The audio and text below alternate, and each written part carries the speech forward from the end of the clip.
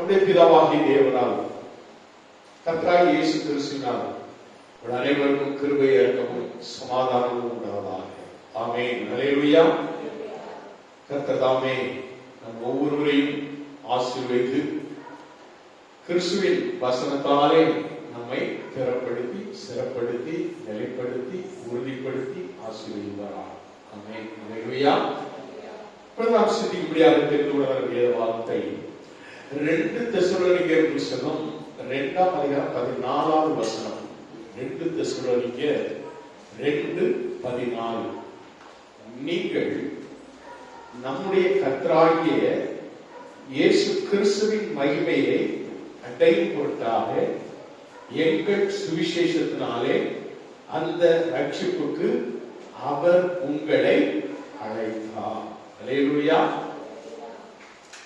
அப்போஸ்தலனாகிய பவுல் இந்த தெசலோனிக்கேயர் சபைக்கு சொல்லுகிற வார்த்தை, நீங்கள் நம்முடைய கர்த்தராகிய இயேசு கிறிஸ்துவின் மகிமையை அடையும் பொருட்டாக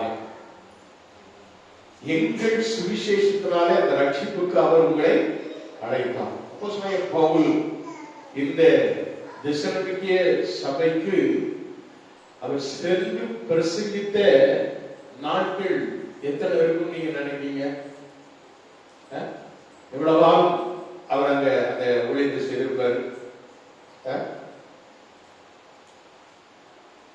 அப்போஸ்தலர்களுடைய புத்தகம் 17ஆம் அதிகாரம் 1 ஒரு 10 வசனங்கள் நீங்க வாசி பார்ப்பீங்கன்னா தெரியும்.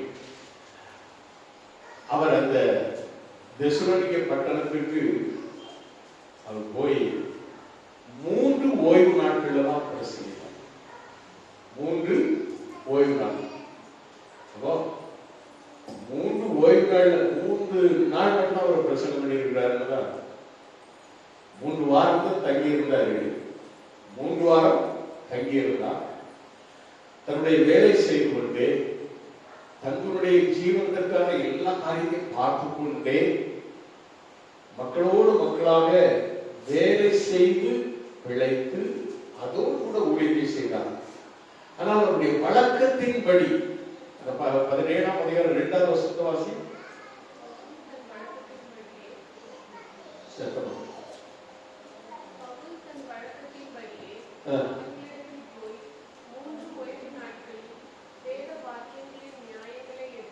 பவுல் தம்முடைய வழக்கத்தின்படியே அவர்களிடத்தில் போய் 3 ஓய்வு நாட்களில் வேத வாக்கியங்களில் நியாயங்களை எடுத்து அவர்களுடனே சம்பாஷித்தார். என்ன சம்பாஷித்தார்? 3வது வசனம் சொல்கிறது, கிறிஸ்து பாடுபடவும் மருத்துவர்களிருந்து எழுந்திருக்கவும் வேண்டியது என்றும் நான் உங்களுக்கு அறிவிக்கிற இந்த இயேசு கிறிஸ்து என்றும் காண்பித்து, இந்த இயேசுவே கிறிஸ்து என்றும் காண்பித்து திருஷ்டாந்தப்படுத்தினான். அல்லேலூயா. ஊழியம் என்பதே அதுதான். ஊழியம் என்பதே இயேசு கிறிஸ்து, இயேசுவே கிறிஸ்து என்று திருஷ்டாந்தப்படுத்தி ஊழியம் செய்ய வேண்டும். ஒரு குடும்பத்திலே இயேசுவை அறியாத ஒரு குடும்பம், ரட்சிக்கப்படாத ஒரு குடும்பத்திலே நாம் நுழைந்து சத்தியத்தை சொல்லும் பொழுது அந்த சத்தியமானது அவர்களை தொட்டு அவர்களிடத்தில் ஒரு மாறுதலை கொண்டு வர வேண்டும். அவர்களும் அந்த இயேசு கிறிஸ்துவை ஏற்றுக்கொள்ள வேண்டும். அதுதான் ஊழியம். அதுதான் ஊழியக்காரர்களுக்கு தேவன் கொடுத்திருக்கிறதான அழைப்பு.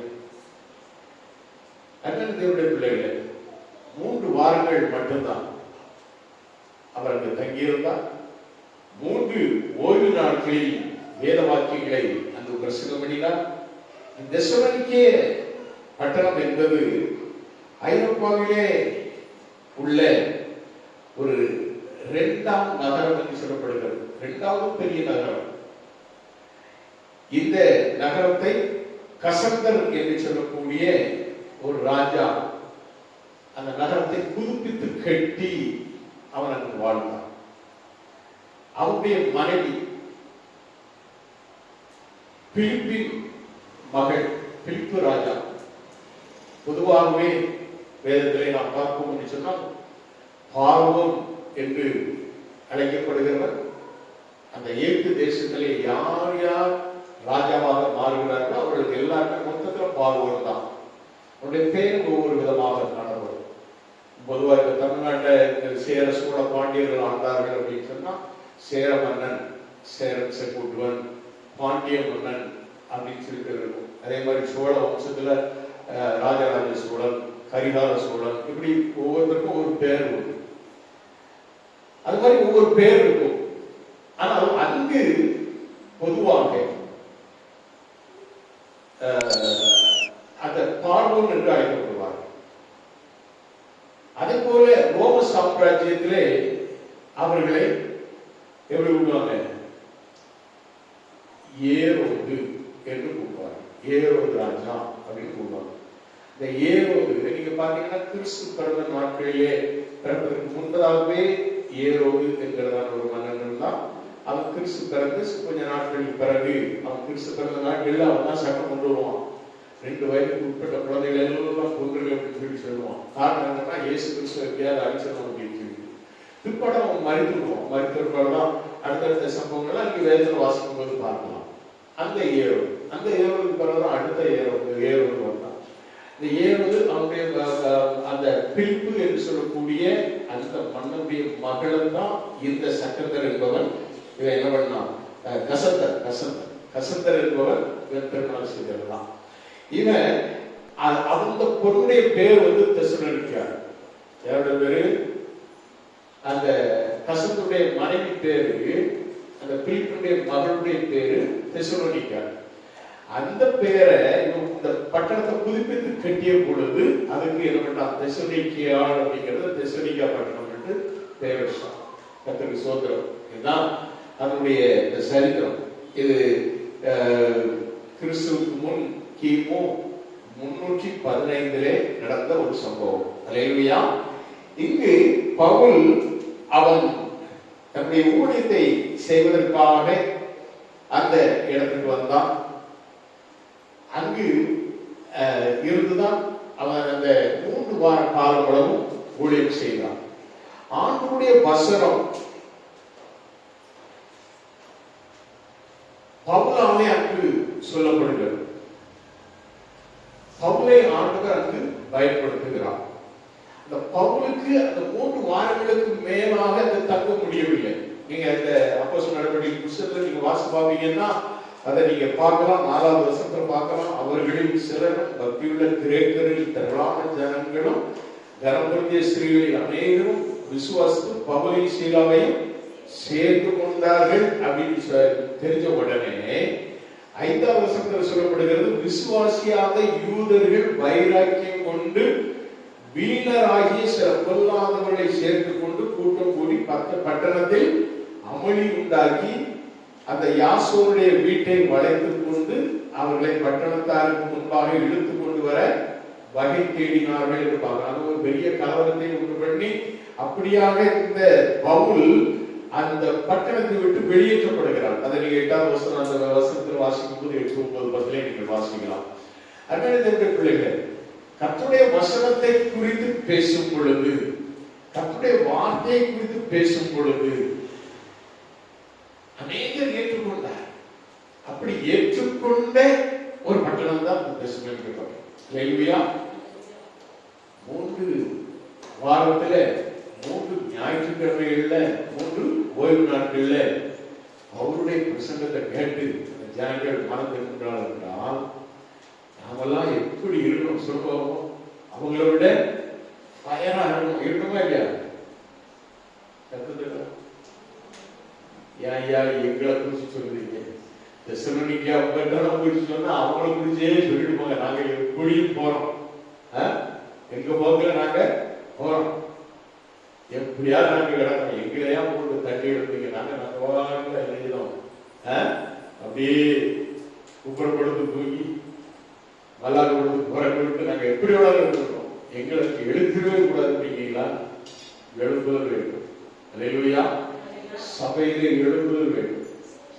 3 வார செய்தி ஒரு மிகப்பெரிய எழுப்புதலை உண்டு பண்ணியது. தெசலோனிக்கா பட்டணத்தால் அப்படியான ஆண்டவரை ஏற்றுக்கொண்டார்கள். அந்த 3 ஓய்வு நாட்களில் மாத்திரம் தேவ வசனத்தை கேட்ட தெசலோனிக்கேயர் அந்த விசுவாசிகள் யாவருக்கும் ஒரு மாதிரிகளாக இருந்தார்கள். அந்த 1 தெசலோனிக்கேயர் 1ஆம் அதிகாரம் 7வது வசனத்தை நீங்க வாசிச்சு பாப்பீங்க. 1 தெசலோனிக்கேயர் 1ஆம் அதிகாரம் 7வது வசனத்தை வாசிங்க. அது சொல்லப்படுது பாருங்க, இவ்விதமாய் மக்கெதோனியாவிலும் அகாயாவிலும் உள்ள விசுவாசிகள் யாவருக்கும் மாதிரிகளானீர்கள் என்று சொல்லப்படுகிறது. மாடல். நம் ஒவ்வொருடைய வாழ்க்கையும் மற்றவர்கள் பார்த்து நாம் மற்றவர்களுக்கு எப்படி இருக்கணும்? மாதிரிகளாக காணப்படும். அதுதான் சாட்சியுடைய வாழ்க்கை. அந்த வாழ்க்கையை தான் ஆண்டவர் விரும்புகிறார். அப்படிப்பட்ட ஒரு வாழ்க்கையை தான் அந்த மக்கள் பெற்றுக்கொண்டார்கள். 3 வார செய்தி முன்னாலே அங்க நீங்க அந்த வருஷத்தை நீங்க வாசிக்கும் போது அந்த 17ஆம் அதிகாரம் அப்போஸ்தலர் நடவடிக்கைகளை வாசிக்கும் போது அங்க ஒரு யூதருக்கான ஒரு ஜெப ஆலயம் இருந்தது. ஆனால் ஒரு எழுப்பதும் இல்லாமல் ஒன்றும் இல்லாமல் ஏதோ ஒரு முறைமையின்படி அந்த ஆலயம் என்ன செய்தது? இயக்கப்பட்டு கொண்டிருந்தது. ஆனால் தன்னுடைய வழக்கத்தின்படி தேவ ஆலயத்திற்குள் பிரவேசித்த இந்த பவுல் மூலமாக 3 வார செய்தியிலே பெரிய எழுப்புதலை கொடுக்கிறார். ஹல்லேலூயா. தேவ வசனத்தினுடைய மகிமை அதுதான். 2 தீமோத்தேயு 3ஆம் அதிகாரம் 16வது வசனத்தில் நீங்க வாசிச்சு பாத்தீங்கன்னா வேத வாக்கியங்கள் எல்லாம் தேவ ஆவியினால் அருளப்பட்டு இருக்கிறது என்று வேதம் சொல்லுகிறது. ஹல்லேலூயா. ஹல்லேலூயா. வாசிக்க 2 தீமோத்தேயு வேத வாக்கியங்கள் எல்லாம் தேவ ஆவியினாலே அருளப்பட்டிருக்கிறது. தேவனுடைய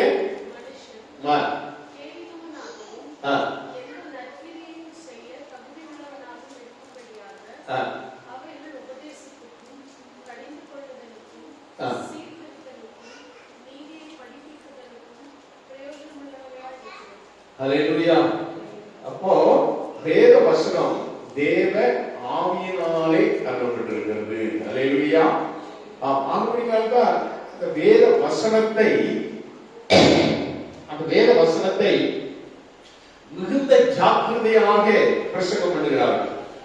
விசுவாசிகள் யாவருக்கும் மாதிரியான இந்த சபையாருக்கு வேத வசனத்தை சொன்ன பொழுது அந்த வேத வாக்கியங்கள் எல்லாம் தேவ ஆவியினாலே அருளப்பட்டிருக்கிறது என்று சொன்னபடி அந்த வசனமானது அவர்களுக்குள்ளே கிரியை செய்ய ஆரம்பித்தது. 2 பேரும் 1ஆம் அதிகாரம் 21வது வசனத்திலே நீங்கள் வாசிக்கும் பொழுது, ஒரு காலத்திலும் மனுஷனுடைய சித்தத்தினாலே அவைகள் உண்டாகவில்லை. இந்த வேத வசனமானது ஒரு காலத்திலும் மனுஷனுடைய சித்தத்தினாலே உண்டாகவில்லை. தேவனுடைய பரிசுத்த மனுஷர் பரிசுத்த ஆவியினாலே ஏவப்பட்டு பேசினார்கள் என்று சொல்லப்படுகிறது. வேதத்தில் உள்ள ஒவ்வொரு வார்த்தையும் வசனமும் தேவ ஆவியினாலே ஏவப்பட்ட வார்த்தைகள், வசனங்கள். அதனால்தான் அந்த வசனங்கள் எல்லாம் வேதத்திலே பொறிக்கப்பட்டிருக்கிறது. அந்த வசனங்கள் எல்லாம் இப்பொழுது நாம் வாசிக்கும் பொழுதும் அது ஆவியாயும் ஜீவனாயும் இருக்கிறது. கர்த்தருடைய வசனம் ஆவியாயும் ஜீவனாயும் காணப்படுகிறது. அப்படிப்பட்ட அந்த வசனத்தை மூலமாகத்தான் நாம் தொடப்படுகிறோம். ஒவ்வொரு வசனமும் நம்மை மாற்றமடைய செய்கிறது. கர்த்தருடைய வசனம் நம்மளுக்குள்ளே வரும் பொழுது, அந்த கர்த்தருடைய வசனம் நம்மை தொடும் பொழுது நம்மிடத்தில் ஒரு மாறுதல் வர வேண்டும், மாற்றம் வர வேண்டும், மறுரூபமாகுதலின் மாற்றம் வர வேண்டும். அல்லேலூயா. சபை என்பது வெறும் அற்புத அதிசயங்களை பெற்றுக் கொள்வது மாத்திரமல்ல. உடல் சரீரத்தில் சுவீனங்கள் உடல் என்னன்னா ஆண்டவர் நான் நீ ஜெபித்தேன், ஆண்டவர் எனக்கு பொருளாதார ஆசீர்வாதம் தந்தார். இந்த ஆசீர்வாதம் மட்டுமல்ல, தேவ வசனத்தை கேட்கிற ஒவ்வொரு பிள்ளைகளும் இந்த இடத்திலிருந்து நாம் கடந்து செல்வதற்கு முன்பதாக அந்த வசனத்தினாலே நாம் கழுவப்பட வேண்டும், நாம் சுத்திகரிக்கப்பட வேண்டும், நம்மிடத்தில் ஒரு மாற்றம் வர வேண்டும், நம்முடைய ஜீவியத்திலே ஒரு மாற்றம் வர வேண்டும், நம்முடைய உடை பாவனைகள் எல்லாவற்றையும் ஒரு மாற்றத்தை, உடை பாவனைகள்ல ஒரு மாற்றத்தை கொண்டு வர வேண்டும். மாற்றம் அல்ல, நம்முடைய சரீரம் மறுரூபமாக வேண்டும். அல்லேலூயா. ஒவ்வொரு வாரமும் தேவனுடைய சமூகத்தில் நாம் வரும் பொழுது நம்மிடத்தில் ஒரு மாறுதல் என்பது அது மறுரூபமாக்குதலின் மாறுதல், ஒரு டிரான்ஸ்பரன்சி, மறுரூபமாகுதல் நமக்குள்ளே வேண்டும். நாம் அப்படி ஒரு மாறுதலை நாம் பெற்று இடத்திலிருந்து கடந்து செல்வோம். ஆனால் இந்த வசனமானது நமக்குள்ளே கிரியை செய்து கொண்டே இருக்கும். நாம் வீட்டில போய் எந்த வேலை செய்தாலும் சரி, எந்த காரியம் செய்தாலும் சரி, நமக்குள்ளே இந்த வசனமானது என்ன செய்யும்? கிரியை செய்து கொண்டே இருக்கும். காரணம், பரிசுத்த மனுஷர் பரிசுத்த ஆவியினாலே ஏவப்பட்டு பேசின வசனங்கள். அல்லேலூயா. வேத புஸ்தகம் மாதிரி உலகத்துல அறிவிக்கப்பட்ட புஸ்தகம் வேற எதுவுமே கிடையாது.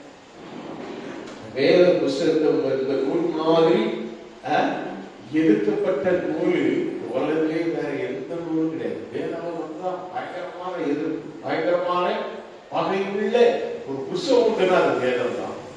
ஆனால் அத்தனைக்கு மத்தியிலே இது உலகத்திலேயே முதல் அதிகமான விலை போய் கொண்டிருக்கிற ஒரு புஸ்தகம் உண்டுன்னா அது வேத புஸ்தகம். அல்லேலூயா.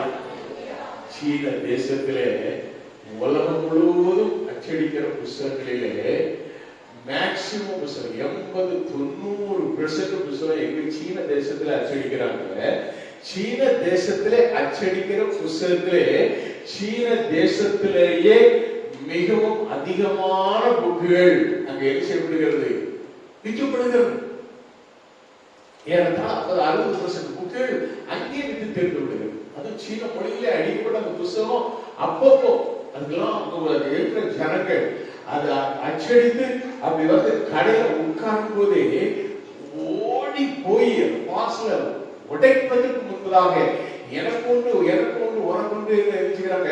காசை போட்டு தூக்கி ஓடிடுறாங்க. கம்பெனி சர்வீஸ் வேற புத்தகத்தை ஏதுக்கு நெஞ்சோடு அணைத்துக் கொண்டு அதை பாதுகாத்து ஓடி எங்கேயாவது போகே இல்லை, இல்லைன்னா எங்கேயாவது ஒளிப்படத்தில் உட்கார்ந்து வாசிக்கிறாங்க. அதுதான் வாஞ்சி. மக்களேனியா தேசத்து மக்கள், இந்த பட்டணத்து மக்கள் வேத வசனத்தை ஏற்றுக்கொண்டார்கள். அல்லேலூயா. அன்னைய தேவனுடைய பிள்ளைகளே, அப்படினாலே சோதரன் இந்த வேதம் பலவிதமான பாடுகளுக்கு உட்பட்டு அது காப்பாற்றப்பட்டு இன்று நம்முடைய கரங்களிலே காணப்படுகிறது. அல்லேலூயா. 1ஆம் அதிகாரம் 1 தெசலோனிக்கேயர் 1ஆம் அதிகாரம் 6வது வசனத்தை நாம் வாசிக்கும் பொழுது, நீங்கள் மிகுந்த உபத்திரவத்திலே பரிசுத்த ஆவியின் சந்தோஷத்தோடே திருவசனத்தை ஏற்றுக்கொண்டு எங்களையும் கர்த்தரையும் பின்பற்றுகிறவர்களாகி சொல்றார். அல்லேலூயா. எப்படி? அப்ப திருவசனத்தை ஏற்றுக்கொண்டவர்கள் எப்படி ஏற்றுக்கொண்டார்களா? பரிசுத்த ஆவியானவராலே சந்தோஷமாக ஏற்றுக்கொண்டார்கள். நம்மளுடைய திருவசனம் பேசப்படும் பொழுது ஏதாவது ஒரு வார்த்தை நம்மளை இடிச்சுதான் நம்மளுடைய முகம் ஒரு பக்கம் உடனே சுருங்கி சொல்ல முடியலாம்.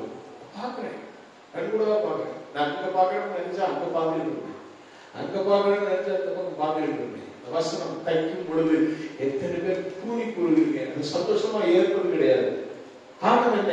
இந்த வசனம் இருபுறமும் கருப்புள்ள பட்டையும் அது ஊனை ஆத்மாவை ஊடுருவி செல்லத்தக்கதான ஒரு வசனம் தான் வேத வசனம்.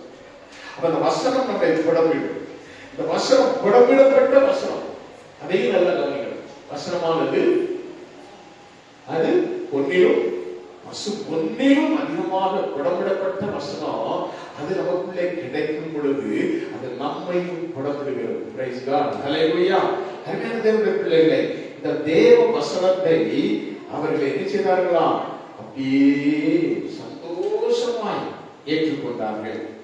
சந்தோஷத்தோட திருவசனத்தை ஏற்றுக்கொண்டார்கள். அல்லேலூயா. அருமையான தேவனுடைய பிள்ளைகளே, 17:32 நாம் வாசிக்கும் பொழுது அங்கு நாம் பார்க்கிறோம், வேத வசனத்தை பிரசங்கித்த பொழுது சிலர் பிரசங்கிக்கிறவர்களை துரத்துவார்கள், விரட்டி விடுவார்கள். அப்போஸ்தலர் பவுல் காலத்திலே நடந்த சம்பவத்தை அந்த 17ஆவது அதிகாரத்தில் நீங்க பார்க்கலாம். அங்கு துரத்துகிறார்கள். அதே நேரத்தில் 13:50 நாம் பார்க்கும்போது சிலர் கல்லறிகிறார்கள் என்று நாம் பார்க்கிறோம். இப்படியெல்லாம் கல்லறிபட்டும் துரத்துண்டும் ஓடி ஓடி ஆனால் தன்னுடைய ஊழியத்தை செய்தார்கள். அல்லேலூயா. அப்படி 3 வார காலம் இந்த தெசலோனிக்கே சபையிலே ஊழியம் நடைபெற்றது. அந்த ஊழியத்தின் மூலமாக அங்க இருக்கிற மக்கள் என்ன செய்தார்கள்? அந்த ஊழியத்தை கேட்டவர்கள் சந்தோஷத்தோடு ஏற்றுக்கொண்டார்கள். நாம் பார்க்கிறோம் 2:10 நாம் வாசிக்கும் பொழுது, 2:10 வாசிக்கும் பொழுது, விசுவாசிகளாகிய உங்களுக்குள்ளே நாங்கள் எப்பொழுதும் பரிசுத்தமும் நீதியும் விளைவுமாய் நடந்தோம் என்பதற்கு நீங்களும் சாட்சி, தேவனும் சாட்சி. வசனத்திற்கு ஏற்றபடி வாழக்கூடியவர்களாய் ஊழியம் செய்தவர்கள் இருந்தார்கள். அதை கேட்டவர்கள் அந்த வசனத்துக்கு ஏற்ற ஒரு வாழ்க்கையை அவர்களுக்குள்ளே ஆண்டவர் என்கிறார், கிரியை நடத்தினார். தேவனுடைய பிள்ளைகளே, அந்த நம்பிக்கையிலே அவர்கள் மிக பொறுமையாக இருந்தார்கள் என்று நாம் பார்க்கிறோம். 1:14 வாசிக்கும் பொழுது நாம் பார்க்கிறோம், புறஜாதியார் ரட்சிக்கப்படுவதற்கு நாங்கள் அவர்களோட பேசாதபடிக்கு தடை பண்ணுகிறார்கள். இவ்விதமாய் இக்காலத்தில் தங்கள் பாவங்களை நிறைவாக்குகிறார்கள். அவர்கள் மேல் கோபாக்கினை பூரணமாய் வந்திருக்கிறது. சகோதரே, நாங்கள் இருதயத்தின்படி உங்களோடு இருந்து சரீரத்தின்படி கொஞ்ச காலம் உங்களை விட்டு பிரிந்திருந்தபடினாலே நாங்கள் உங்களை முகத்தை பார்க்க வேண்டும் என்று மிகுந்த ஆசையோட அதிகமாய் பிரயத்தனம் பண்ணினோம் என்று சொல்கிறார். 3 வாரங்கள் ஊழியம் செய்துவிட்டு போன அந்த அப்போஸ்தலனாகிய பவுல் மீண்டும் அவர்களை பார்க்க வேண்டும் என்று ஒரு வாஞ்சை. காரணம், அந்த 3 வாரத்தில் ரட்சிக்கப்பட்ட ஜனங்கள் குழந்தைகளைப் போல உள்ள அந்த ஜனங்கள், அவர்களுக்கு சொல்ற வசனத்தை ஒரு தாய் குழந்தைக்கு பால் ஊட்டுவதை போல அந்த வசனத்தை இவர்கள் என்ன செய்தார்கள்? வசனத்தை கொடுத்து அவர்களை என்ன செய்தார்? அந்த திருவசனத்தாலே அவர்களை நிரப்பினார்.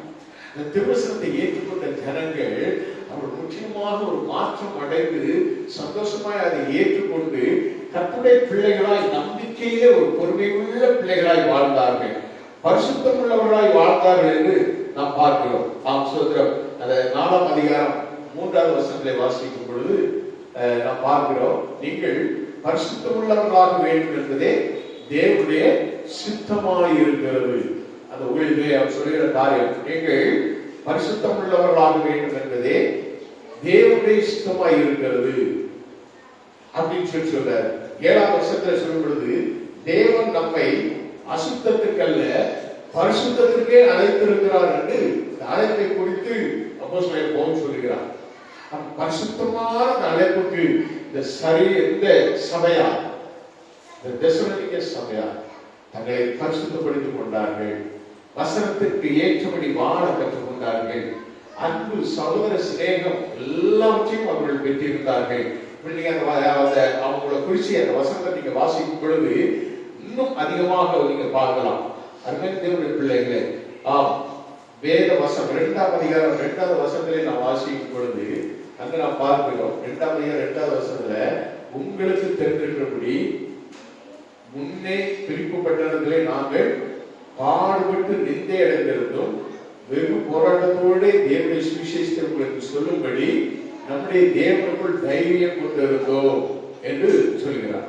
அப்போ எவ்வளவு பாடுகள் அனுபவித்தாலும் கர்த்தருடைய வசனத்தை அவர்களிடத்தில் கொண்டு போய் சேர்க்க வேண்டும், அவர்கள் ஏற்றுக்கொள்ளும்படியாக கர்த்தர் கிரியை செய்ய வேண்டும் என்று ஜெபத்தோடு விதைக்கப்பட்ட அந்த வசனத்தின் மூலமாக அவர்களும் பாடுகளை சகித்தார். அல்லேலூயா. 3ஆம் அதிகாரம் 3-4 வசனத்தில் வாசிக்கும் பொழுது அங்க நான் பார்க்கிறோம். 3ஆம் அதிகாரம் 3-4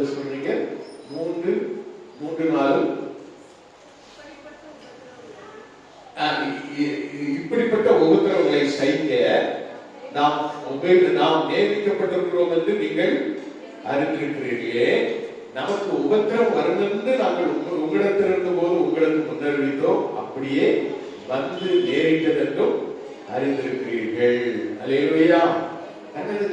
நீங்க அப்போஸ்தலர்களுடைய புத்தகத்துல நீங்க அந்த 17ஆம் அதிகாரத்தில் நீங்க வாசிக்கும் போது ஜனங்கள் நெருக்கப்படுகிறார்கள்.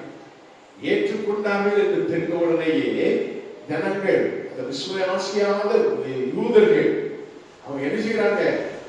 அந்த ஜனங்களை பொல்லாத கூட்டங்களோடு சேர்ந்து கொண்டு நெருக்குகிறார்கள்.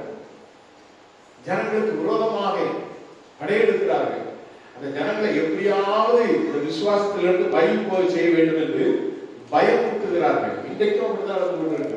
இந்த காலகட்டத்தில் கூட நாம் வாழ்ந்து கொண்டிருக்கிற அந்த காலகட்டத்தில் கூட அநேக காரியங்கள் இப்படித்தான் கடந்து கொண்டிருக்கிறது. தேவனுடைய பிள்ளைகள், அவ்வளவு பாடுகள் இருந்தாலும் எல்லா பாடுகளையும், அதைத்தான் நீங்க 2 தெசலோனிக்கேயர் 1:5 வாசிங்க. 2 தெசலோனிக்கேயர் 1:5.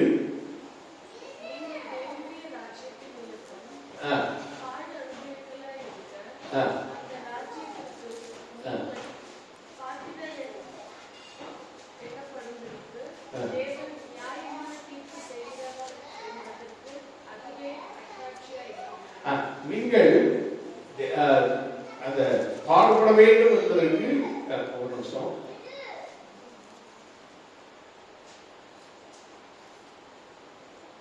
ரெண்டு தெசலோனிக்கேயர் அந்த 1:5 சொல்கிறது, நீங்கள் தேவனுடைய ராஜ்யத்தை பாடு அனுபவிக்கிறவர்களாக இருக்க அந்த ராஜ்யத்திற்கு நீங்கள் பாத்திரர் என்னப்படும்படிக்கு தேவன் நியாயமான தீர்ப்பு செய்கிறவர் என்பதற்கு அதுவே அத்தாட்சியாக இருக்கிறது. 4வது வசனத்தில் சொல்லப்படும் பொழுது, நீங்கள் சைக்கிற சகல துன்பங்களிலும் உபத்திரவங்களிலும் பொறுமையும் விசுவாசத்தை காண்பிக்கிற நிமித்தம் உங்களை குறித்து நாங்கள் தேவனுடைய சபைகளில் மேன்மை பாராட்டுகிறோம் என்று சொன்னார். அப்ப எவ்வளவு உபத்திரவம் வந்தாலும், எவ்வளவு பாடுகள் அனுபவித்தாலும் கர்த்தர் இயேசு கிறிஸ்துடைய அந்த அன்பை விட்டு பிரியாது இருக்கிறார்கள் என்று சொல்லி சொல்றார். அல்லேலூயா. தேவனுடைய பிள்ளைகளே, இவர்கள் யார் என்றால் 2 தெசலோனிக்கேயர் 2:13 வாசிக்கும் பொழுது, கர்த்தருக்கு பிரியமான சகோதரரே, நீங்கள் ஆவியினாலே பரிசுத்தமாக்கப்படுகிறதுனாலும் சத்தியத்தை விசுவாசிக்கிறதுனாலும் ரட்சிப்படையும்படிக்கு ஆதி முதல் தேவன் உங்களை தெரிந்து கொண்டபடியினாலே. அவன் தெரிந்து கொள்ளப்பட்ட சபை. அல்லேலூயா. தெரிந்து கொள்ளப்பட்டவர்கள், இவர்கள் தேவனாலே தெரிந்து கொள்ளப்பட்டவர்கள். அவை தேவனாலே தெரிந்து கொள்ளப்பட்ட ஒரு ஏரியாவுக்கு நம்மளை ஆண்டவர் அழைத்து சென்றால், அந்த இடங்களிலே நாம் விதைக்கும் வசனங்கள் அது என்ன செய்யும்?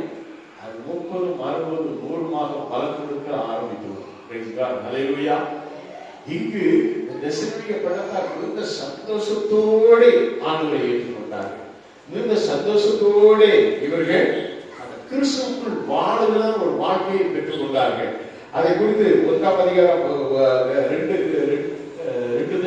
1:1 வாசிக்கும் பொழுது, 2 தெசலோனிக்கேயர் 1:1 வாசிக்கும் பொழுது, கர்த்தராகிய இயேசு கிறிஸ்துவுக்குள்ளும்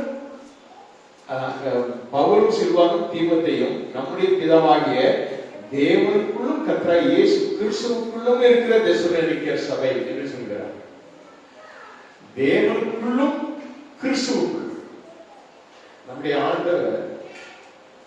ஆண்டவர் திருத்துவ தேவன், பிதா, குமாரன், பரிசுத்தாவியானவர், மூவரும் ஒன்றாகிய தேவன்.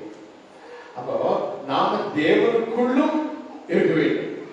அதைத்தான் கொலோசியர் 3:3 நாம் வாசிக்கும் பொழுது, நம்முடைய ஜீவன் தேவனுக்குள் மறைந்திருக்கிறது என்றார். 3:3 கொலோசியர் 3:3. ஏனென்றால் நீங்கள் மரித்தீர்கள், உங்கள் ஜீவன் கிறிஸ்துவுடனே தேவனுக்குள் மறைந்திருக்கிறது. யாரோடு? கிறிஸ்துவோடு. நம்முடைய வாழ்க்கையே அதுதான், கிறிஸ்துவோடும் தேவனோடும் நம்முடைய வாழ்க்கை. அப்ப நமக்குள்ளே பரிசுத்த ஆவியானவரும் இருப்பான். அல்லேலூயா. ஒவ்வொரு ஒன்றா கிரியை செய்ய ஆரம்பிச்சுவாங்களா? அப்ப தேவன், நம்முடைய ஜீவன் கிறிஸ்துவுடனே தேவனுக்குள் மறைந்திருக்கிறது. நம்ம மக்கதனிய சபையா தேவனுக்குள்ளும் கர்த்தராகிய இயேசு கிறிஸ்துவுக்குள்ளும் வாழுகிறவர்கள். யாரெல்லாம் ஆண்டவருக்குள்ளாக வாழுகிறார்களோ அவர்கள் மிகுந்த ஆசீர்வதிக்கப்பட்டவர்கள். ஒருவன் கிறிஸ்துவுக்குள் இருந்தால் புது சிருஷ்டியாக இருக்கிறார். புது சிருஷ்டியுடைய வாழ்க்கையே கிறிஸ்துவுக்குள் வரும் பொழுது, அவன் தேவனுக்குள் நம்முடைய ஆண்டவர் Emmanuel, God with us, God through us, God for us. நமக்காக இயேசு, நமக்குள்ளே இயேசு, நம்மோடு இயேசு. அல்லேலூயா. அப்போ நம்மோடு கூட இயேசு இருந்தால் அவர் நமக்காக யுத்தம் செய்வார், நம்மோடு கூட வருவார், நமக்காக பெரிய காரியங்களை செய்வார், நம்மோடு கூட இருந்து நம்மை நடத்தி செல்வார். எல்லாம் இயேசு நம்மோடு கூட God with us. அல்லேலூயா. அப்போ இன்னொரு பக்கத்திலே நமக்காக இயேசு, நமக்காக அவர் நமக்காக பாடுபட்டார். நாம் அடைய வேண்டிய ஆக்கினை தீர்ப்பை அவர் பெற்றுக் கொண்டார். நமக்காக அவர் பாடுபட்டார், நமக்காக ரத்தம் சிந்தினார், நமக்காக ஜீவனை தந்தார். அவர் நமக்காக தந்த ஜீவனினாலே நாம் நினைக்கப்பட்டிருக்கிறோம், ரட்சிக்கப்பட்டிருக்கிறோம், புதிய ஜீவனை பெற்றிருக்கிறோம். புதிய புதிய காரியங்களை நாம் பெற ஆண்டவர் நமக்கு தந்த ஜீவன் அது நமக்காக. ஹல்லேலூயா. இன்னொன்று நமக்குள்ளே வாசம் செய்கிறவர்கள். 1 கொரிந்தியர் 3ஆம் அதிகாரம் 17, 16, 17 படி நீங்களே அந்த ஆலயம், நீங்களே அந்த ஆலயம். கிறிஸ்து உங்களுக்குள்ளே, பரிசுத்த ஆவியானவர் உங்களுக்குள்ளே வருகிறார். கிறிஸ்து தேவனோடு பரிசுத்த ஆவியானவராகவே உங்களுக்குள்ளே வந்து உங்களுக்குள்ளே வாசம் செய்கிறார். நான் உங்களுக்குள்ளே உலாவி உங்களுக்குள்ளே வாசம் செய்து உங்கள் தேவனாய் இருப்பேன், நீங்கள் என் ஜனமாய் இருப்பீர்கள். இதுதான் வேதம் சொல்லுகிறது. அவர் கிறிஸ்து பரிசுத்த ஆவியானவரை நமக்குள்ளே இருந்து நம்மை சுத்திகரிக்கிறார், பரிசுத்தப்படுத்துகிறார், பரிசுத்த ஜீவத்திலே நம்மை வளர்த்து கொண்டு போகிறார், நித்திய ஜீவனுக்கு ஏதுவாக நம்மை நடத்துகிறார். நல்ல சொல்லுங்களேன். அப்போ நமக்காக இயேசு, நமக்குள்ளே இயேசு, நம்மோடு இயேசு. அல்லேலூயா. இதுதான் இம்மானுவேல். ஏதோ இம்மானுவேலே சர்ச்சுக்குள்ள வந்திருக்கிறோம் அப்படின்னு இல்ல. இம்மானுவேல் ஆண்டவராய் இயேசு கிறிஸ்து. அந்த இயேசு நம்மோடு கூட இருக்கிறாரா? அவர் நமக்குள்ளே இருக்கிறாரா? அவர் நமக்காகவே இந்த காரியங்கள் எல்லாம் நடத்தி கொண்டு வருகிறாரா? இதெல்லாம் நம்முடைய ஜீவியத்திலே அணு அணுவாக நாம் சிந்தித்து உணர்ந்து நாம் வாழ்ந்தோம் என்றால் இந்த தெசலோனிக்கே சபையை மாதிரி நாமும் நினைச்சு கொள்வோம். ஒரு புதுப்பிக்கப்பட்ட ஒரு ஆவியோடு நாம் காணப்படுவோம். இவர்களை நாம் பார்க்கிறோம். 2 தெசலோனிக்கேயர் 1 தெசலோனிக்கேயர் 1:4, 4, 5 ஆகிய வசனங்களை வாசிக்கும் பொழுது 1 தெசலோனிக்கேயர் 2ஆம் அதிகாரம் 15வது வசனத்திலே வாசிக்கும் பொழுது நாம் வாசிக்கிறோம். அந்த யூதர்கள் கர்த்தராகிய இயேசுவையும் தங்கள் தீர்க்கதரிசிகளையும் கொலை செய்தவர்களும் எங்களை துன்பப்படுத்தினவர்களும் தேவனுக்கு ஏற்காத மனுஷர் யாவருக்கும் விரோதிகளுமாய் இருந்து புறஜாதியார் ரட்சிக்கப்படுவதற்கு நாங்கள் அவர்களோட பேசாதபடிக்கு தடை பண்ணுகிறார்கள் என்று நாம் பார்க்கிறோம். ஆனால் அப்படிப்பட்ட தடைகள் இருந்தாலும் நாம் 2 தெசலோனிக்கே புத்தகத்திலே 2ஆம் அதிகாரம் 13வது வசனத்திலே வாசிக்கும் பொழுது கர்த்தருக்கு பிரியமான சகோதரரே, நீங்கள் ஆவியினாலே பரிசுத்தமாக்கப்படுகிறதுனாலும் சத்தியத்தை விசுவாசிக்கிறதுனாலும் ரட்சிக்கப்படும்படிக்கு ஆதி முதல் தேவன் உங்களை தெரிந்து கொண்டபடியினாலே நாங்கள் உங்களை குறித்து எப்பொழுதும் தேவனை ஸ்தோத்தரிக்கிறோம். அது 4வது வசனம் சொல்கிறது, நீங்கள் நம்முடைய கர்த்தராகிய இயேசு கிறிஸ்துவின் மகிமையை அடையும் பொருட்டாக எங்கள் சுவிசேஷத்தினாலே அந்த ரட்சிப்புக்கு அவர் உங்களை அழைத்தார். அல்லேலூயா, அல்லேலூயா. அப்போ சத்தியத்தை பற்றி கொள்ளுகிறது நிமித்தம் எப்படிப்பட்ட உபத்திரவங்கள் வந்தாலும் அதை விட்டு விடாதபடி ரட்சிப்புக்கு ஏதுவாக தன்னுடைய வாழ்க்கையை அமைத்து அந்த பரலோகம் சென்று அடைய வேண்டும், அந்த பரலோக பாக்கியத்தை பெற்றுக்கொள்ள வேண்டும். இதுதான் முக்கியமான காரியமாக சபைக்கு இருக்க வேண்டும். சபையானது ஒவ்வொரு நாளும் மாற்றம், ஒரு மாற்றம், தங்களிலே ஒரு மாற்றம், தன்னுடைய வாழ்க்கையிலே ஒரு மாற்றம், தன்னுடைய ஜீவியத்திலே ஒரு மாற்றம், தன்னுடைய ஆவி ஆத்மா சரீரம் மறுரூபமாக்கப்பட்ட ஒரு மாற்றம். இப்படிப்பட்ட மாற்றத்திலே நாம் வந்து கொண்டே இருக்கிறது. ஒரு மணவாட்டி சபையாக உருவெடுக்கப்படுகிறது. மணவாளன் இயேசு வருகிறார், மணவாளன் இயேசு வருகிறார். அவர் வரும் பொழுது நாம அவருடைய சமூகத்திலே சேர்க்கப்பட வேண்டும், அவரோடு கூட எடுத்துக்கொள்ளப்பட வேண்டும், மனவாட்டியாக எடுத்துக்கொள்ளப்பட வேண்டும். நீங்க சுதந்திரம் யோவேல் தீர்க்கதரிசி புத்தகம் 2ஆம் அதிகாரம் 16வது வருஷத்தில் நீங்கள் வாசிப்பீர்கள் என்று சொன்னால் 15-14 வாசிக்கும் பொழுது, சீயோனிலே எக்காலம் ஊதுங்கள், பரிசுத்த உபவாச நாளை நியமியுங்கள், விசேஷித்த ஆசரிப்பை கூறுங்கள், ஜனத்தை கூட்டுங்கள், சபையை பரிசுத்தப்படுத்துங்கள். இப்படிதான் எசேக்கியேல் யோவேல் தீர்க்கதரிசி சொல்லி இருக்கிறார். இதே யோவேல் தீர்க்கதரிசி 1ஆம் அதிகாரத்திலே 12-13 வசனங்களிலே வாசிக்கும் பொழுது, அங்கு நாம் பார்க்கிறோம் 11-12 அந்த வசனங்களை நாம் வாசிக்கும் பொழுது, அதுதான் அது நடந்து முடிந்த ஒரு தீர்க்கதரிசன வார்த்தை. எப்பொழுது நடந்தது? 2020 வருஷத்திலே கொரோனா வந்த பொழுது நடந்த சம்பவம் என்ன?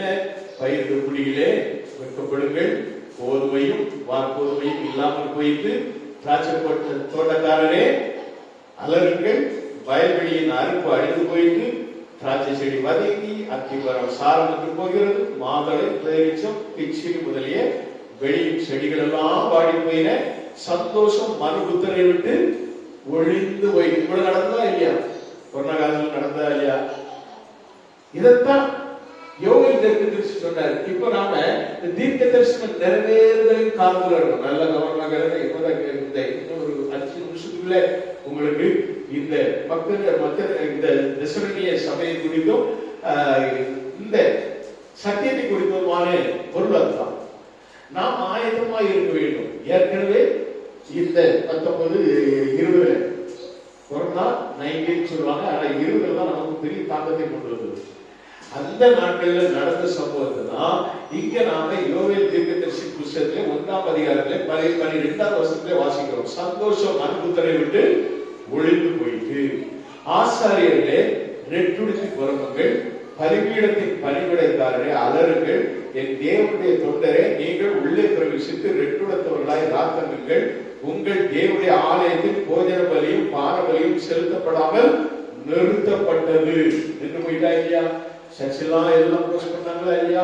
இதெல்லாம் நடந்த சம்பவம். இதெல்லாம் நடந்த சம்பவம்.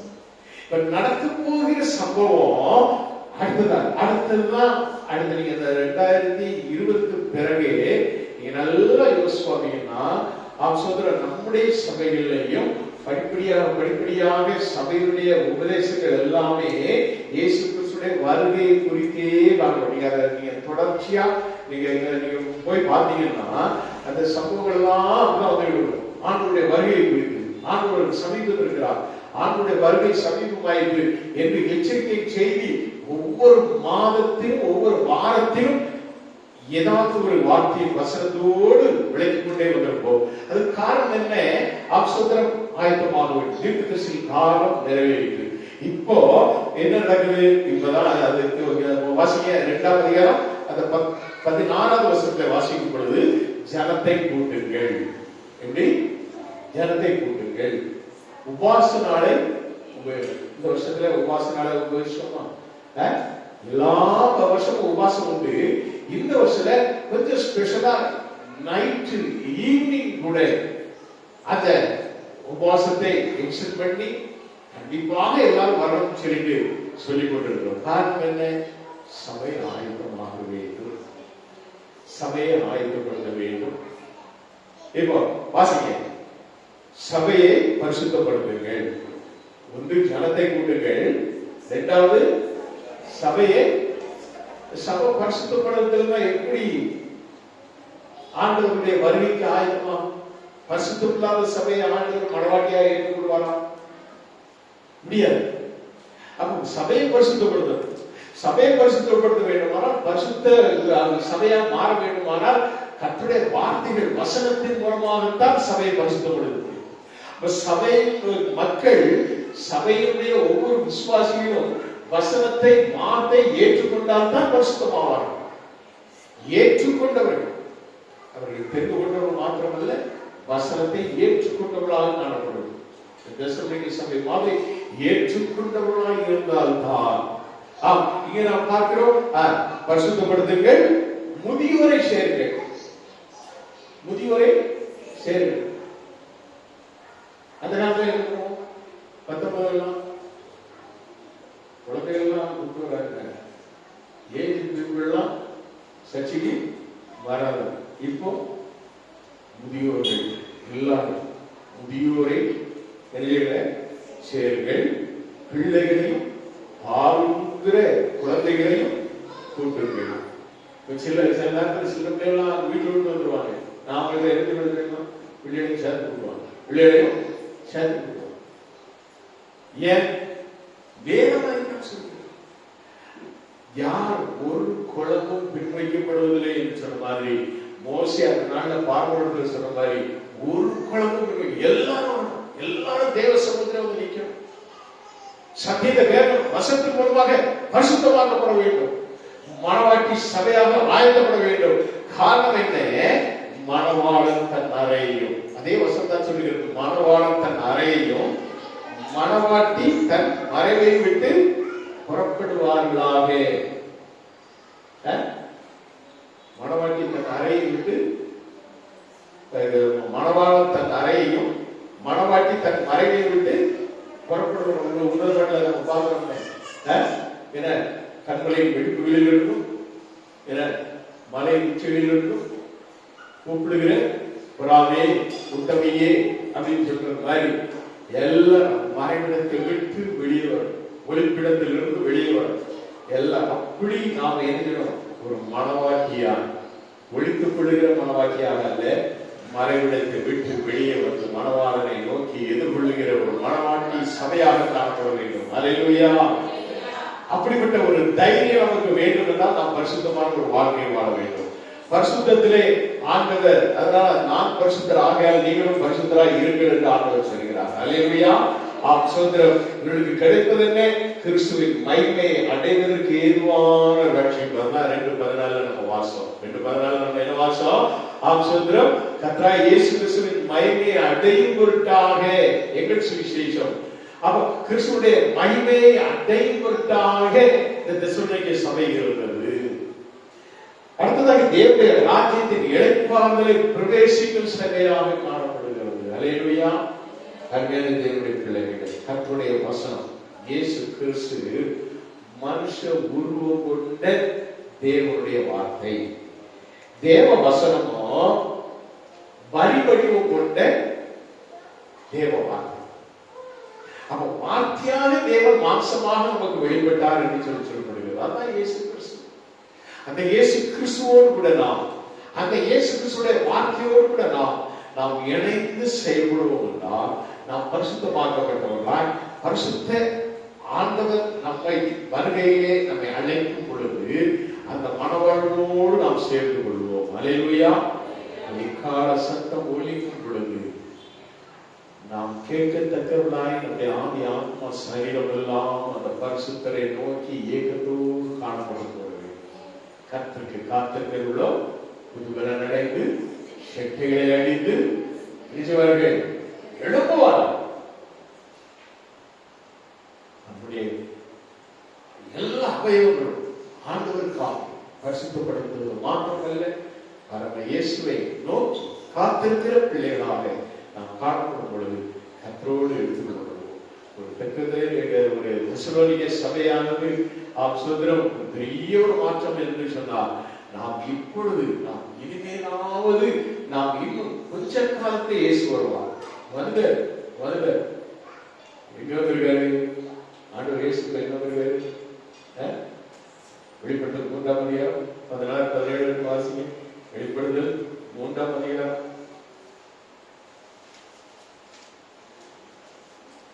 நம்ம பார்க்கிறோம். இதோ 19 நான் நேசிக்கிறவர்களோ அவர்களை கடிந்து கொண்டு சிக்ஷிக்கிறேன், ஆகையால் நீ ஜாக்கிரதையாயிருந்து மனம் திரும்பு. இதோ வாசப்படியிலிருந்து தட்டுகிறேன். இதோ வாசப்படியிலிருந்து தட்டி, இதோ வாசல்படியிலிருந்து தட்டுகிறேன். ஒருவன் என் சத்தத்தை கேட்டு கதவை திறந்தான், அவரிடத்தில் நான் பிரவேசித்து அவனுடைய போஜனம் பண்ணுவேன், அவனும் என்னோட போஜனம். நான் ஜெயம் கொண்டு பிதாவுடைய சிங்காசனத்திலே அவரோடு கூட உட்கார்ந்தது போல ஜெயம் கொள்ளுகிறவன் எவனோ அவனும் என்னுடைய சிங்காசனத்தில் என்னோட கூட உட்கார்ந்தபடிக்கு அருள் செய்வேன். ஆவியானவர் சபைகளுக்கு சொல்லுகிறதை காதுள்ளவன் கேட்டுக்கொள்வான். எத்தனை பேர் கேட்டுக்கிறீங்க? கரங்களை உயர்த்தி சத்தமா. God bless you.